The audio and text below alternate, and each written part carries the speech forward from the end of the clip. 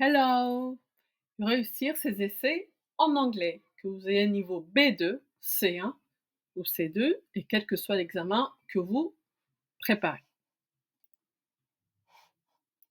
Alors dans cette vidéo, je vais vous inviter à repérer les fautes commises par l'élève. Donc cet essai a été rédigé par l'un de mes élèves qui prépare un examen de niveau C1.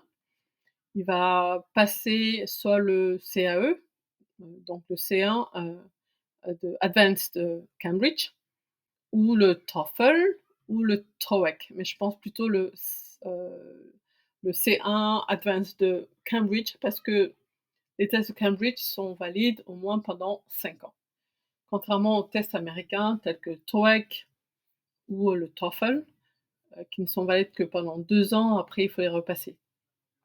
Par contre, je trouve que les tests de TOEFL, de TOEIC sont, d'un niveau très, très élevé et c'est vraiment des tests, de très, très bon niveau. Alors, donc je vous invite à repérer les fautes et après à voir la correction des fautes, d'accord?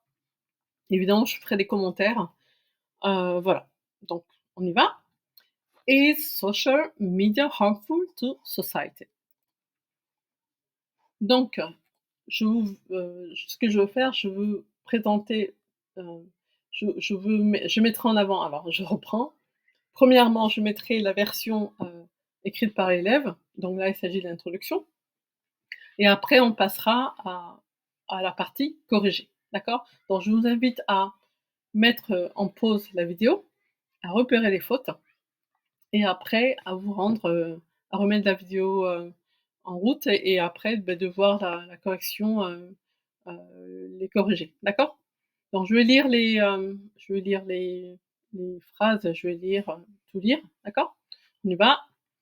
Alors, in my opinion, social media nowadays can be harmful up to a certain point, but also can be benefit for people. Social media have ambivalent side. Donc, vous en doutez, il y a des fautes dans cette intro. Je vous laisse les repérer. Donc, vous mettez la vidéo en pause et moi, je continue. Alors, correction. In my opinion, social media can be harmful up to a certain point, but can also benefit people. Social media has or have ambivalent sides. Donc, ce que j'ai corrigé, donc en fait, to benefit something, someone, okay, can benefit people. Et social media, en fait, alors je vais vous montrer ça. Social media, c'est en fait, on peut l'utiliser au singulier ou au pluriel. D'accord? Donc ici, d'où j'ai mis has ou have. En fait, vous avez le choix. Moi, je préfère la version au pluriel parce qu'en fait, les médias sociaux, en fait, les réseaux sociaux, beh, il y en a plusieurs. Il y a plusieurs types, de réseaux sociaux donc moi, je préfère la version, au pluriel, mais vous pouvez l'utiliser au au au singulier, également, heu, parce que, par exemple, ici dans le titre, c'était is, OK? Mais ça aurait pu être également are. Donc voilà. Hem et également, en fait, bénéficier à, donc to be beneficial to people, OK? Quand il s'agit des gens, c'est to be beneficial to people. Ou alors, vous pouvez également dire to benefit people. On continue. Alors, paragraphe 1.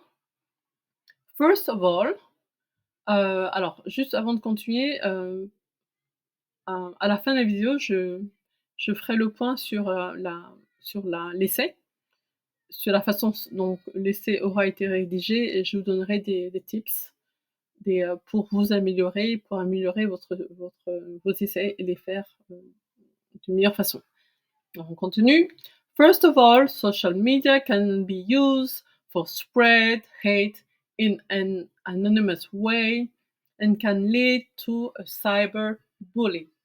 In extremes case, it can cause the death of a person from harm. Donc évidemment, il y a des fautes. On va les corriger en mettant en pause et repérez-les. D'accord? Moi, je continue. Alors, first of all, social media can be used, d'accord? Peut être utilisé, can be used for spreading hatred in an anonymous way. Alors, évidemment, il y a toujours des choses qui échappent. In an anonymous way, ok?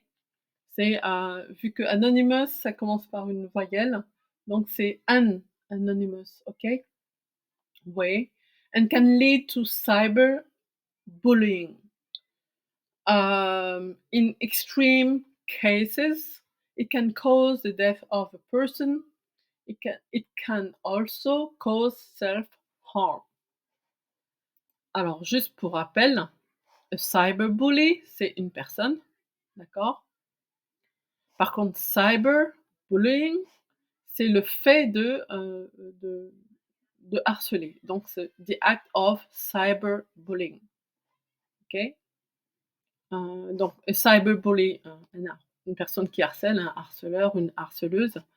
Et cyberbullying, harcèlement. Alors, hate, ça peut être utilisé comme un verbe, to hate. Ça peut également être utilisé comme un nom. Par contre, hatred ne sera utilisé que comme un nom. Moi, je préfère hatred, d'accord? Voilà. Donc, je vous rappelle ça. Voilà, donc j'ai corrigé en fait, j'ai essayé de rester fidèle à ce que l'élève voulait écrire. Par contre, j'ai essayé d'améliorer, la façon, la formulation, d'accord? On continue. Alors juste avant de continuer, je vous rappelle que nous mettons à votre disposition des livres pour vous aider à vous améliorer en anglais. Donc le premier, c'est Zéro faute en anglais, B1, B2 intermédiaire. Dans ce livre, vous trouverez 25 rédactions du niveau B1 et 28 essais du niveau B2 rédigés. Du niveau B2, C1 évidemment rédigé, et corrigé, d'accord? Et il y a également le livre Compare and Learn Exercises with Answers, niveau B2, C1, C2. Il s'agit d'un livre dans lequel vous trouverez uniquement des exercices corrigés, d'accord? Et ces deux livres, vous les trouverez sur grammairanglaise.fr, sous l'onglet nos 14 livres de grammaire anglaise et de vocabulaire anglais. Ou alors, vous pouvez également flasher le QR code suivant et vous tomberez sur les livres en question. Voilà. Et les livres, pour rappel, sont disponibles en ligne. Ils sont disponibles au format digital et broché. Donc au format digital, ils sont disponibles pour 3 € par mois. Et après, au format papier, broché, vous trouverez les prix dépendent des livres. Et les frais de livraison sont inclus dans le prix. Voilà. Alors, je vous rappelle également que nous vous proposons des cours d'anglais à distance, des 45 € par mois, sur grammairanglaise.fr. Donc, je vous invite à aller sur grammairanglaise.fr et cliquer sur l'onglet Apprendre l'anglais à distance. Vous pouvez également flasher le QR code suivant. On continue. Alors, paragraphe 2. In addition, social media can increase or create laziness in our society. In fact, social media have an addiction power on our brains and will have for consequences, for example, individuals that could stay at home all the day or can increase the risk of obesity if the population doesn't exercise. Bien entendu, il y a des fautes, je vous invite à les découvrir. Moi, je continue. Alors, in addition, social media cause. Alors, il y a des choses que j'ai enlevées, can increase, j'ai modifié tout en restant fidèle à ce qui était écrit au début. Donc, j'ai écrit, voilà. In addition, social media can cause some of us to become lazier. In fact, social media get us addicted to it. As a result, many people choose to stay at home all day long, watching online content instead of going out, walking, or doing sport. This way of life can increase the risk of suffering from obesity. Donc j'ai enlevé, do not exercise, voilà, j'ai reformulé les phrases parce qu'il y avait des phrases qui n'avaient pas trop de sens, hem, parce qu'en fait, c'est vrai que parfois on peut rédiger une phrase qui est correcte grammatiquement, grammatica gramma grammatically, mais par contre qui n'a aucun sens, d'accord? Donc moi je vous invite à rédiger des phrases simples. Plus une phrase est simple, plus elle est compréhensible, et mieux c'est. Parce que dites-vous que la personne qui va corriger votre essai a plein de d'essais à corriger, donc facilitez facilitez-lui la vie, faites des phrases simples. Lorsque une personne, la personne qui corrige les essais, donc a plusieurs essais à corriger, tombe sur un essai qui est facile à lire, c'est tellement agréable, ça produit un effet positif et ça génère des de bonnes notes, de meilleures notes. Peut-être que vous aurez peut-être 1 point de plus, 2 points de plus, 3 points de plus. Parce que vous serez distingué par rapport aux autres qui auront fait des phrases compliquées. D'accord? Voilà. Pour avoir corrigé plusieurs essais, heu, à la suite, je peux vous dire que lorsque vous tombez sur un essai qui est bien rédigé de façon simple, c'est tellement mieux et franchement ça fait la différence. Voilà, on continue. Donc je rappelle, to cause someone to do something, ça veut dire pousser quelqu'un à faire quelque chose. Paragraphe 3. But social media can be positive. From example, person who suffer from social anxiety can create, maintain a relationship with other people, allowing people to not be alone and to feel surrounded by people. Il y a des fautes, je vous invite à les repérer, à les retrouver. Je continue. Alors, correction, corriger. But social media has ou have, bon, moi j'ai choisi have, hein, mais bon, les deux sont possibles. Have its advantages. For example, et non pas from example. For example, d'ailleurs j'ai oublié de le barrer, mais bon.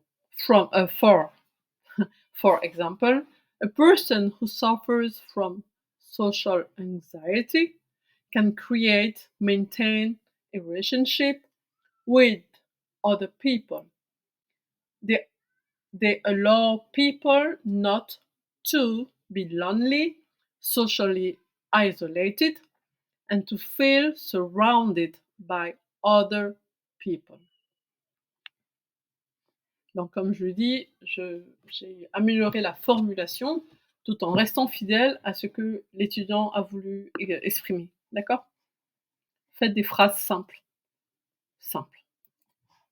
Alors, pour rappel, cela présente des avantages et des inconvénients. It has its advantages and disadvantages. To be alone, to choose to be on one's own. Donc, to be alone, c'est être seul, hein, physiquement, voilà. Par contre, to be lonely, c'est to be socially or physically isolated. Donc, to be lonely, c'est plutôt négatif. C'est être solitaire. En général, ça serait que c'est connoté négativement, d'accord? Donc, faites attention, to be alone, ça peut être, on est seul, chez soi, j'en sais rien, mais par contre, to be lonely, on peut être lonely tout en étant entouré de personnes. C'est pour ça que j'ai mis socially or physically. Parce que vous pouvez être avec des personnes autour de vous, mais vous vous sentez seul. D'accord? Et là, c'est to be lonely. Paragraphe 3. Y a-t-il des fautes? Finally, social media can also promote romance relationship in long distance between people. In fact, for example, shy people can use app for meet new people and start a life together. Évidemment, il y a des fautes, je vous invite à les découvrir. Alors, corriger. Finally, social media can also favor long-distance romantic relationships. In fact, shy people use apps for meeting new people and starting a new life. Donc, les mots que j'ai barrés, ce sont des mots inutiles, d'accord? Qui sont, oui, parce que les relations entre les gens, c'est forcément entre les gens, donc c'est pas nécessaire. In fact, shy people, ça c'est un exemple, donc par exemple on enlève. Can, on enlève aussi, on n'en a pas besoin. Together, quand on commence, vu qu'on rencontre des gens pour commencer une nouvelle vie, forcément c'est avec eux. Et puis starting a new life, parce qu'on a déjà une vie, on commence une nouvelle vie, d'accord? Voilà. Donc pour rappel, meeting people, c'est équivaut à to meet people, rencontrer des gens.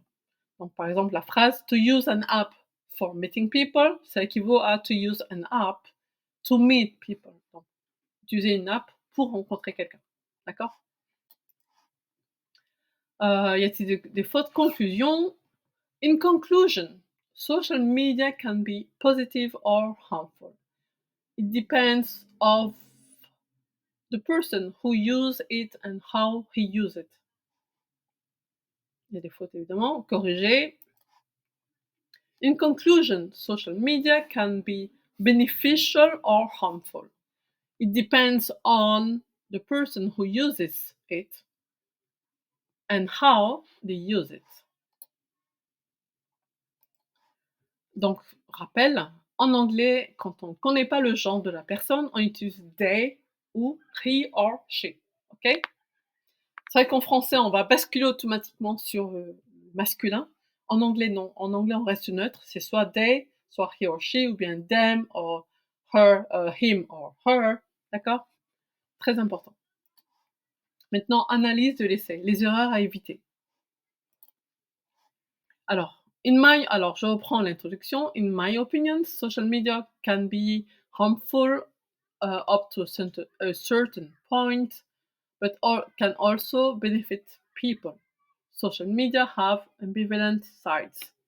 Donc, dans cette intro, il y a moi je vois deux arguments, d'accord?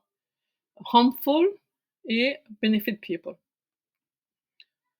Donc voilà, comme j'ai écrit, dans cette intro, je m'attends à ce qu'il y ait seulement 2 paragraphes dans l'essai. Donc en fait, quand je lis l'intro, je vois qu'il y a 2 paragraphes, donc je m'attends à ce qu'il y ait 2 paragraphes dans le corps de l'essai. Or, il y en avait 4. Il y en a un qui commençait par first of all, le second in addition, le troisième but, le quatrième finally. C'est pas bon. C'est vraiment ça crée une confusion totale, parce qu'en fait, ça perd la personne qui lit.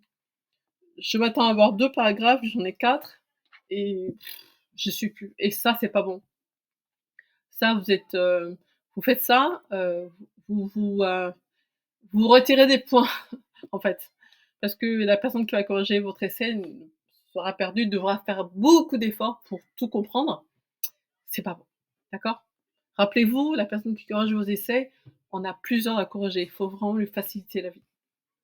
Donc cela brouille le message, soyez clair. Il faut que le corps de l'essai corresponde à ce qui a été annoncé dans l'introduction. Ok? Très très important. Structure de l'essai. Donc rappel, dans un essai rédigé en anglais, je prends généralement position. Je me prononce pour ou contre, jamais les deux, en présentant les 2, 3 ou 4 arguments que je vais développer dans les paragraphes suivants. Cependant, il arrive qu'il vous soit demandé de donner des points de vue différents dans un essai. Dans ce cas-là, et seulement dans ce cas-là, uniquement, respectez la consigne donnée en consacrant chaque paragraphe à chaque point de vue. Pour rappel, la structure d'un essai équilibré est la suivante. Introduction 12%, 12,5% des mots. Paragraphe 1, 25% des mots. Donc argument 1 plus exemple. L'exemple, c'est super important. Il faut toujours mettre un exemple pour illustrer ce que vous dites. D'accord? Toujours. Paragraphe 2, 25% des mots. Argument 2, exemple. Il faut que vos paragraphes soient équilibrés. Il faut que lorsqu'on a une vue globale sur l'essai, qu'on distingue que les différents paragraphes que vous avez utilisés soient à peu près proportionnels, à peu près de la même longueur. À une ligne près, il faut pas qu'il y en ait un qui soit plus long d'une ligne, pas plus, d'accord? L'idéal, c'est fait si vous faites 3 lignes, 4 lignes, 5 lignes, 5 lignes, d'accord? Et éventuellement paragraphe 3, pareil. Argument 3, exemple. Et toujours proportionnel, d'accord? Et enfin, dans la conclusion, mais il faut que la conclusion soit aussi soit de la même taille que l'introduction. N'oubliez pas, il faut que tout soit proportionnel. Évidemment, dans la conclusion, je peux mettre en avant un argument qui atténue ma prise de position, mon point de vue, ou qui ouvre le débat, pourquoi pas, d'accord? Mais c'est surtout pas un résumé de ce que vous avez écrit, dans l'essai, d'accord? Alors, petit rappel,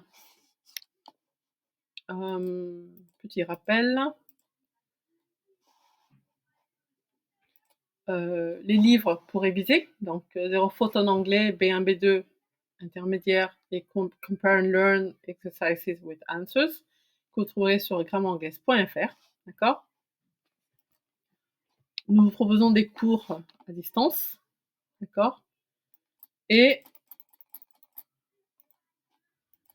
je vous rappelle notre site grammairanglaise.fr, et notre autre site anglais11c2.com. N'oubliez pas, merci de liker la vidéo, merci de la partager, merci, vous pouvez laisser un commentaire. Si vous avez une idée d'essai, vous pouvez la publier sur la page. Je peux en corriger quelques-unes en ligne, pas toutes, hein, je vais peut-être en prendre une, la corriger. Ne la faites pas trop longue, pas plus de 250 mots, 300 mots. Voilà, et je vous dis à bientôt. Merci. Bye.